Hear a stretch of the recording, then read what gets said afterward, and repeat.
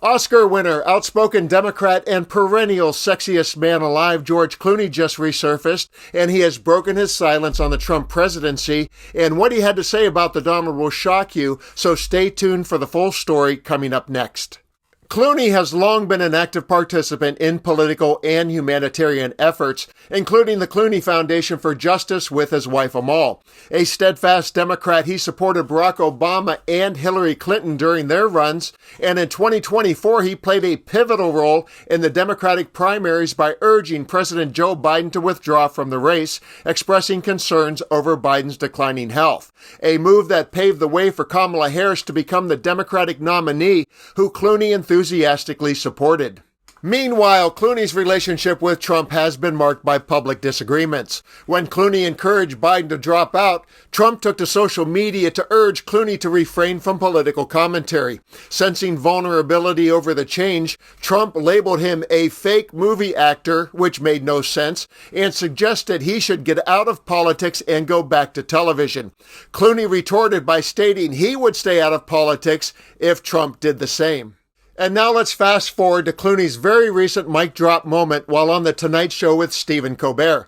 Watch this report from Inside Edition, and at the end you'll be treated to the dagger he delivered when asked about Trump winning the election. And this is raising eyebrows. It is a mock-up of a magazine cover depicting President Trump with a crown on his head, along with the headline, "Long Live the King."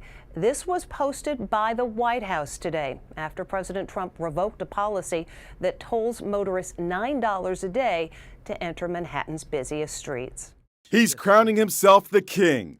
President Trump is triggering an uproar with a social media post celebrating squashing the controversial congestion pricing toll in New York City. Manhattan and all of New York is saved. Long live the king, he says. The White House doubled down, posting a mock-up of a magazine cover showing Trump with a crown on his head. New York's Governor Kathy Hochul is hitting right back. Think about this. Next time you're stuck in traffic. Meanwhile, Trump and Elon Musk are making a jaw-dropping allegation in their first joint interview on Fox News. They claim the American astronauts stranded on the International Space Station were abandoned on purpose by Joe Biden. Commander Suni Williams and Captain Butch Wilmore have been on the space station since last June. Their return to Earth delayed by a series of mechanical problems. Now Musk has been contracted to go get them. You now have the go-ahead. Yes, well, thanks to you. They didn't have the go-ahead with Biden. He was going to leave him in space. I think he was going to leave him in space. The astronauts have a different take. Do you feel you've been abandoned? We don't feel abandoned. We don't feel stuck. We don't feel stranded. And George Clooney is speaking out for the first time since the election, and it sounds like he's made peace with the outcome. You know, this is democracy, and this is how it works. Clooney raised millions for Kamala Harris after famously encouraging Joe Biden to bow out. But now that his party has lost... What am I supposed to do? You know, storm the f***ing Capitol? You know, it's like, it didn't work out. That's what happens. But there was much, much more to his comments. Clooney also said, "I was raised a Democrat in Kentucky, so I've had a lot of fun in my life, as you can imagine. And you know, I've lost a lot of elections. The first time I voted, it was 1980, so I was a Carter guy and Reagan won. And then I lost to some Bushes, and I won with some Clintons and Obamas. You know, this is democracy, and this is how it works. It didn't work out. That's what happens. It's part of democracy. And there are people who agree and people who disagree, and most of us still like each other. And we'll get through it."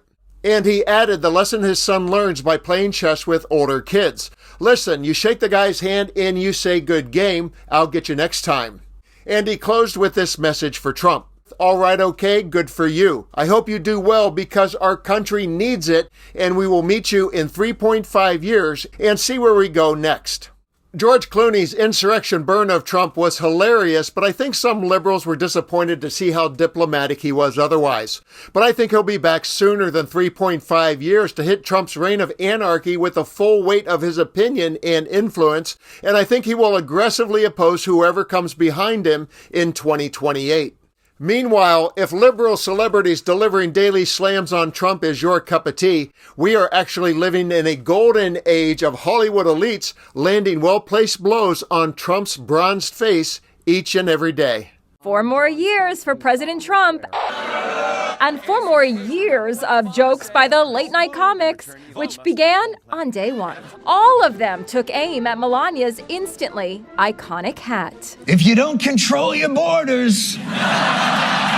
There were also strikingly similar jokes about the swearing in. Trump didn't actually put his hand on the Bible. Obviously, because one or the other would burst into flames. They also took potshots at first buddy Elon Musk. First things first, we're going to plant a flag on Mars and return Elon Musk to his home planet.